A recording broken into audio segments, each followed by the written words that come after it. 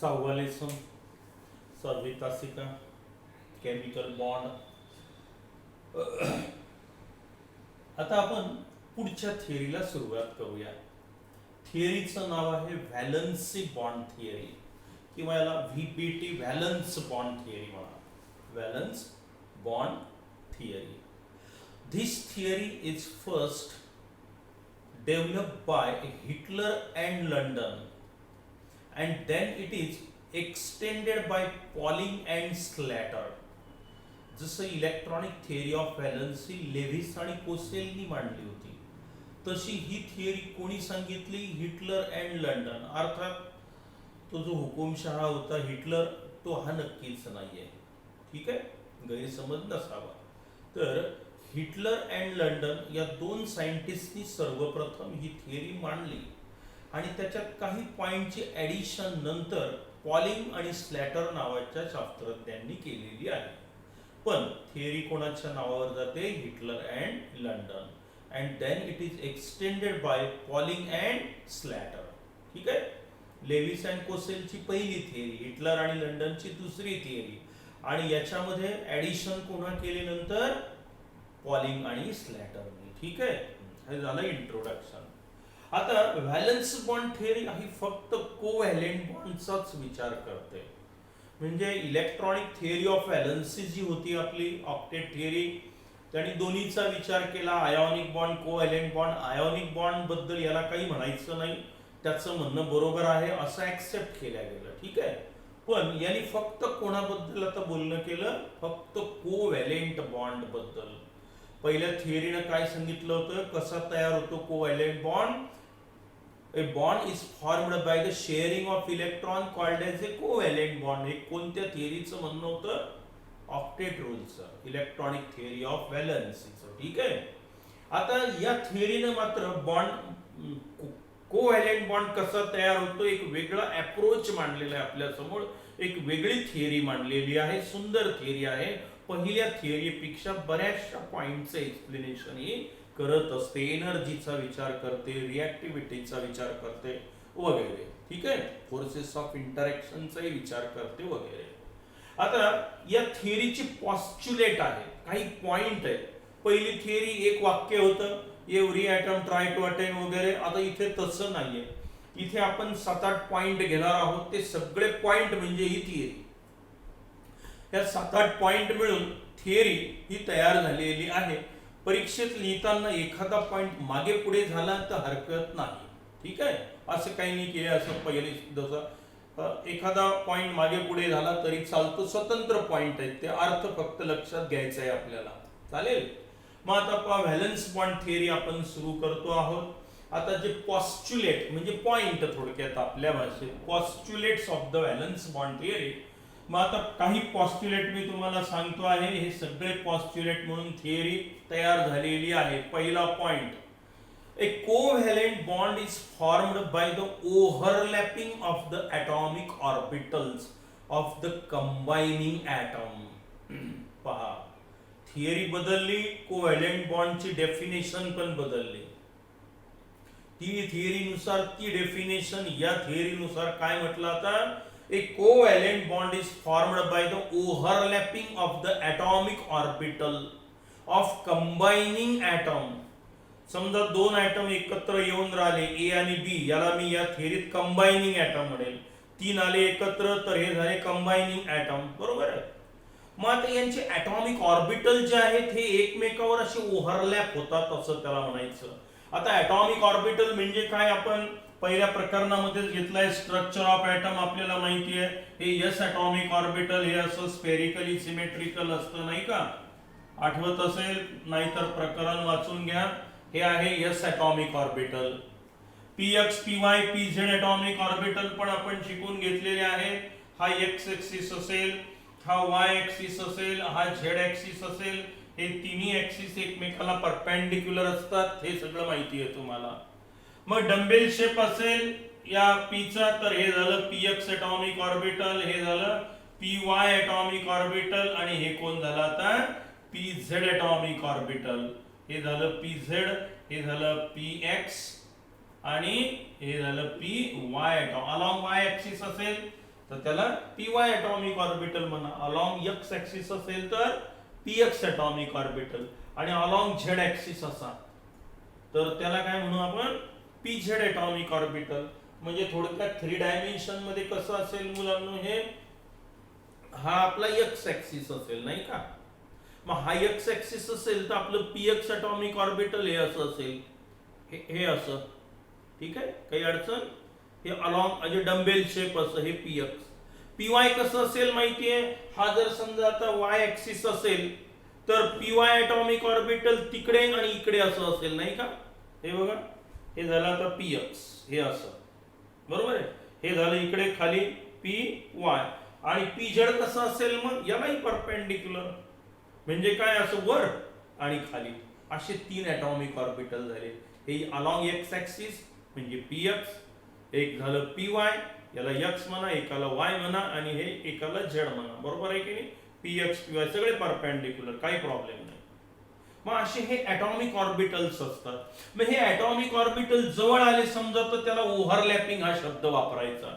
समजा आता हे असं आलं तर हे असं ओव्हरलॅपिंग झालं की नाही असं ओव्हरलॅपिंग दाखवूया आपण. हे झालं ओव्हरलॅपिंग याला म्हटलं जाईल overlapping of the atomic orbital. सांगतो काय आहे ते. पहिलं वाक्य लक्षात घ्यायचंय थिअरीचं. पहिला पॉस्च्युलेट म्हणा पहिला पॉइंट म्हणा. पॉइंट सांगितला थिअरीनं आपल्याला काय सांगितलं आता according to the valence bond theory a covalent bond is formed by the overlapping of atomic orbitals of the combining atom. combining atom चे atomic orbitals हे ओव्हरलॅप होऊन जो बॉन्ड तयार होतो त्याला म्हणायचं कोव्हॅलेंट बॉन्ड. घेतोय आपण समजेल हळूहळू. दुसरा पॉइंट सांगितला that overlapping atomic orbital must contain the unpaired electron and that unpaired electron must have opposite spin. आता कंडिशन्स टाकलेले आहेत त्यांनी या दुसऱ्या पॉइंट मध्ये. काय म्हटलं की जे ॲटॉमिक ऑर्बिटल आता ओव्हरलॅप होणार आहे त्यांच्यात काय असणं आवश्यक आहे तो म्हणतो अनपेअर्ड इलेक्ट्रॉन पाहिजे बरोबर आहे. आणि अनपेअर्ड इलेक्ट्रॉन असून फायदा नाही तर आणखी त्या दोन अनपेअर्ड इलेक्ट्रॉनला अपोजिट स्पिन पाहिजे. म्हणजे कसं थोडक्यात आता तर हायड्रोजन मॉलिक्युलचं फॉर्मेशन आपण घेऊया H2 मॉलिक्युल म्हणजे आपल्याला हे थिअरी समजायला सोयीचं होईल. हायड्रोजन इलेक्ट्रॉनिक कॉन्फिगरेशन 1s1 बरोबर आहे. मग आता एक हायड्रोजन ॲटम हा असं दाखवतोय मी x axis y axis z axis याला परपेंडिक्युलर असेल वाटलं तर दाखवा नाही दाखवलं तरी चालेल. हे z axis.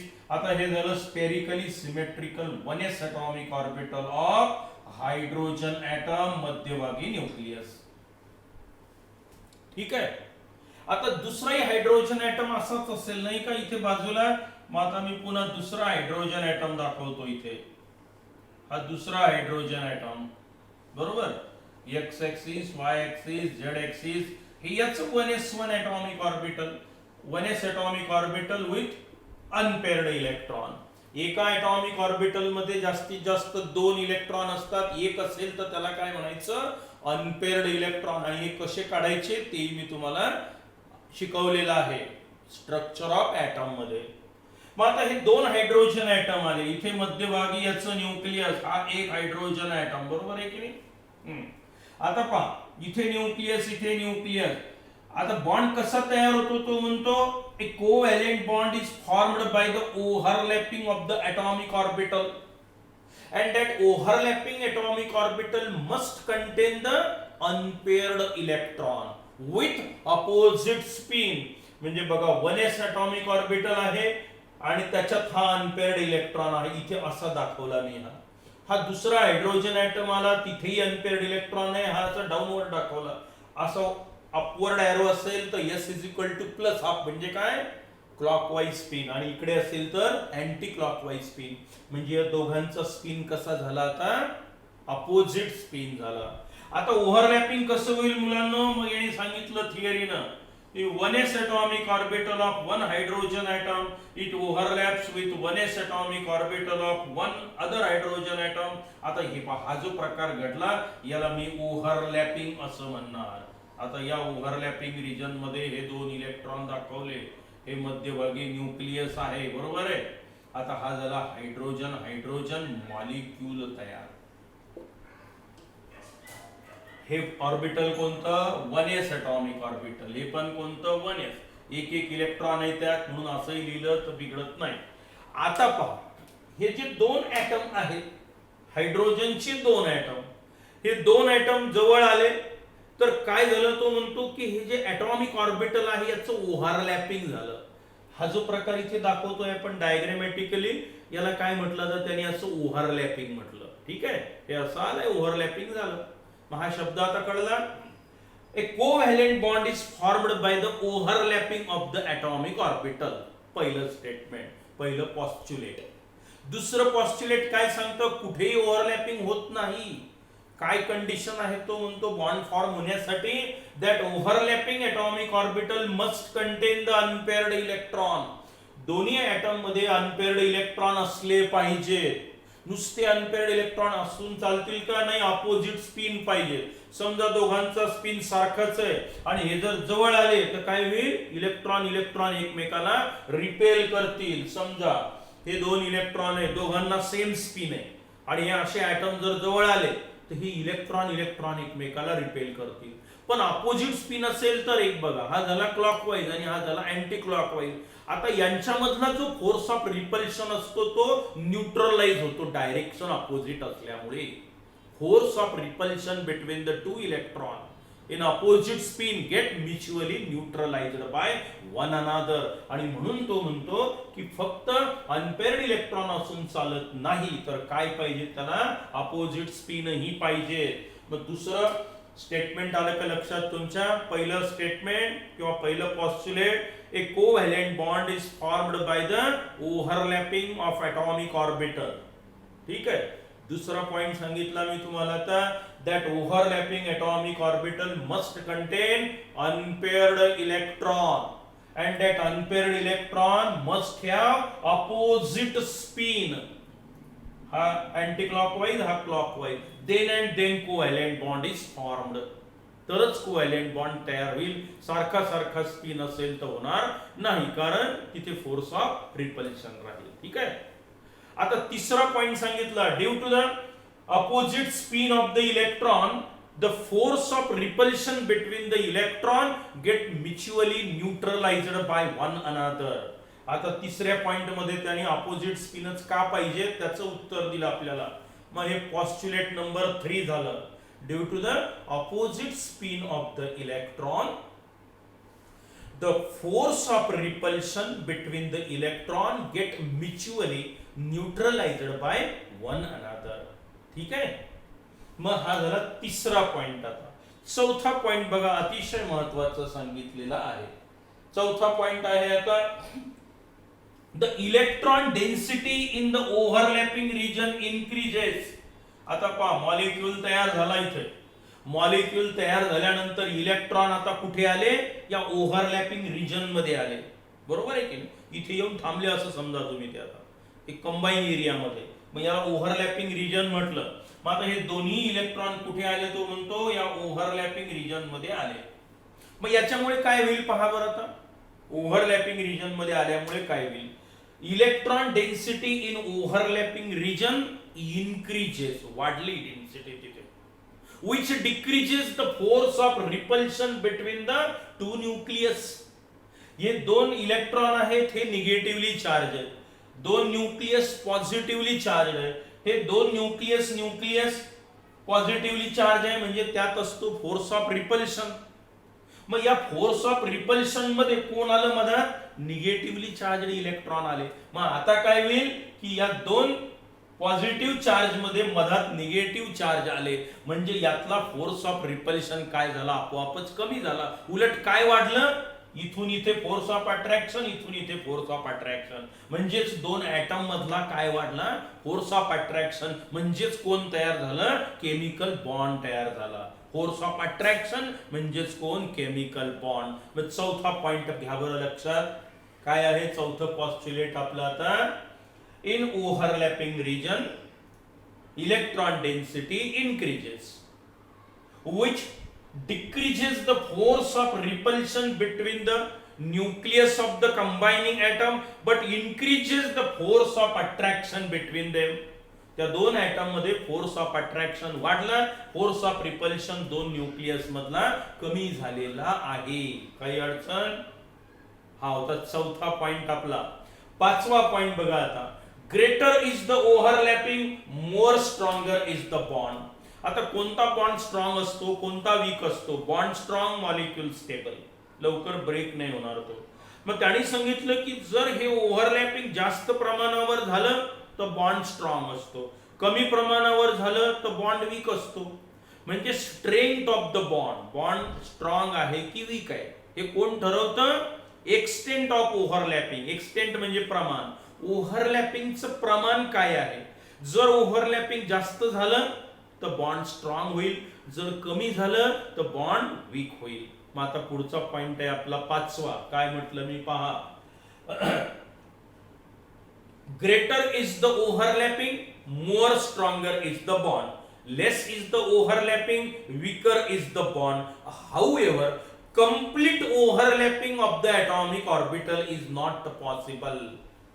However, complete overlapping of the atomic orbital is not possible. ठीक आहे, जास्त ओव्हरलॅपिंग झालं बॉन्ड स्ट्रॉंग होतो, कमी ओव्हरलॅपिंग झालं बॉन्ड वीक होतो.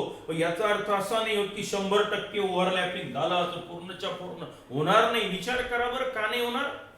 ठीक आहे, एका ठराविक लिमिट पर्यंत हे न्यूक्लियस जवळ येऊ शकतील, पण आता आणखी जवळ आली तर काय होईल? मग दोन न्यूक्लियस मधला फोर्स ऑफ रिपल्शन वाढत जाईल आणि म्हणून एका ठराविक लिमिट पर्यंतच हे ओव्हरलॅपिंग होऊ शकतं. ते complete overlapping is not possible. Why? Due to the force of repulsion present between the nucleus of the combining atom. काही अडचण या पॉइंट मध्ये? हा होता आपला पाचवा पॉइंट. आता सहावा पॉइंट आपल्याला पाहायचा आहे. The number of unpaired electron is equal to the number of covalent bond formed by the atom. किंवा आता एखादा ॲटम किती बॉन्ड तयार करू शकतो? जसं ऑक्सिजन 2 बॉन्ड तयार करू शकतो, हायड्रोजन 1 बॉन्ड तयार करतो, नायट्रोजन 3 तयार करू शकतो, ॲल्युमिनियम AlCl3 लिहितो आपण 3 बॉन्ड तयार करू शकतो. मग एखादा ॲटम किती बॉन्ड तयार करू शकतो? मग याने त्याच्यासाठी एक पॉइंट सांगितलेला आहे. The number of covalent bond formed by the atom is equal to the number of unpaired electron present in that atom. काय वाक्य आहे आता? की जेवढे अनपेअर्ड इलेक्ट्रॉन त्याच्याकडे असतील तेवढे कोव्हॅलेंट बॉन्ड तो तयार करू शकतो. म्हणजे उदाहरणार्थ हायड्रोजन 1s1 लिहितो आपण. 1s1 हा बॉक्स डायग्राम नुसार हायड्रोजन कडे एकच अनपेअर्ड इलेक्ट्रॉन आहे, मग हा एकच बॉन्ड तयार करू शकतो. आता वॉटर H2O लिहितो आपण. म्हणजे ऑक्सिजनने किती बॉन्ड तयार केले? 2. का बरं तयार केले तो म्हणतो? पहा मग आता. ऑक्सिजनचं electronic configuration 1s2 2s2 2px2 2py1 2pz1. Number of unpaired electron काढायला शिका.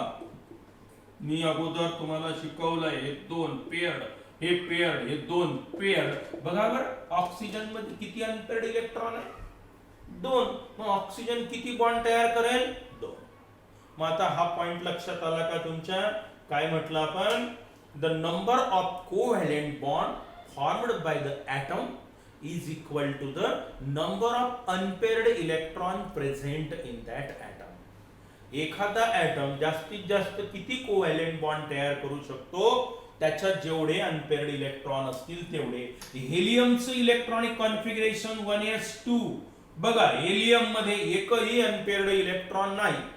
मग नाही, ओव्हरलॅपिंग होणार नाही, बॉन्ड तयार होणार नाही. एकही अनपेअर्ड इलेक्ट्रॉन नाही, म्हणून हेलियम एकटाच राहतो, बॉन्ड तयार होत नाही, He2 मॉलिक्यूल तयार होत नाही. एवढं करून जबरदस्ती आणले तुम्ही जवळ तर ते रिपल्शन होईल आणि बॉन्ड तयार होणार नाही. मग आता या पॉइंट मध्ये काही अडचण? The number of covalent bond formed by the atom is equal to the number of unpaired electron present in that item.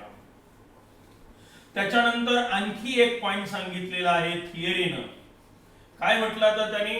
During the formation of a covalent bond the energy of the atom decreases. It means that when atoms are present in free state, in uncombined state, then they have higher energy and they are less stable. But when a molecule is formed, then their energy decreases and they attain the stability. पहा, जेव्हा item एकटा असतो, free असतो, तेव्हा त्याची energy जास्त असते. मग एनर्जी जास्त तेवढा तो अनस्टेबल. पण जेव्हा त्याच्यापासून मॉलिक्यूल तयार होतो, तर मॉलिक्यूल तयार होत असताना एनर्जी बाहेर टाकतो तो, म्हणजे जास्तीची एनर्जी बाहेर पडते. मग एनर्जी बाहेर पडल्यामुळे मॉलिक्यूल तयार झाल्यावर एनर्जी काय झाली, कमी झाली. मग कमी झाल्यामुळे मॉलिक्यूलला काय मिळाली, स्टॅबिलिटी मिळाली. म्हणजे ॲटम जेव्हा एकटे असतात तेव्हा ते अनस्टेबल असतात, पण मॉलिक्यूल तयार झाला की त्याला काय मिळते म्हणतो आपण, स्टॅबिलिटी मिळते. आणि म्हणून बॉन्ड तयार होतो असं या थिअरीला म्हणायचं आहे. मग आता हा पॉइंट जो आहे आपला 7वा, यात काय लक्षात आलं तुमच्या, आता काय म्हटलं आपण, during the formation of a covalent bond energy of the atom decreases. It means that when atoms are present in free state, that is in the in uncombined state, then they have higher energy and they are less stable. But when molecule is formed, they have less energy and more stability. And according to this theory, two type of covalent bonds are formed, that is sigma bond and pi bond. Sigma bond has sigma आणि दुसरा आहे pi bond. Covalent बॉन्डचे आणि दोन प्रकार पाडलेले आहेत या थिअरीनं, sigma bond आणि पाय बॉन्ड. त्याचा विचार आपण पुढच्या लेसन मध्ये करूया. आता व्हॅलन्स बॉन्ड थिअरी मध्ये मी एकूण तुम्हाला 8 पॉइंट सांगितले. हे सगळे 8 पॉइंट पॉस्च्युलेट म्हणजे थिअरी. या हे शेवटचा तर अगदी सोपा काय आहे की या थिअरीनुसार कोव्हॅलेंट बॉन्डचे दोन प्रकार पडतात, एक सिग्मा कोव्हॅलेंट बॉन्ड आणि दुसरा पाय कोव्हॅलेंट बॉन्ड. पहिले 7 पॉइंट सोपे आहेत अगदी. A covalent bond is formed by the overlapping of the atomic orbital.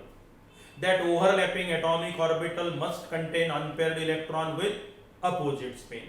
Due to the opposite spin, the force of repulsion between the electron get mutually neutralized by one another.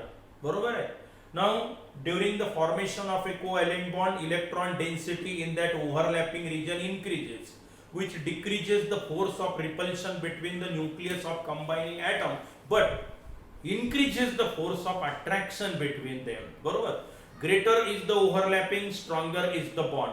However, complete overlapping of the atomic orbital is not possible. Why? Due to the mutual force of repulsion between the nucleus of the combining atom.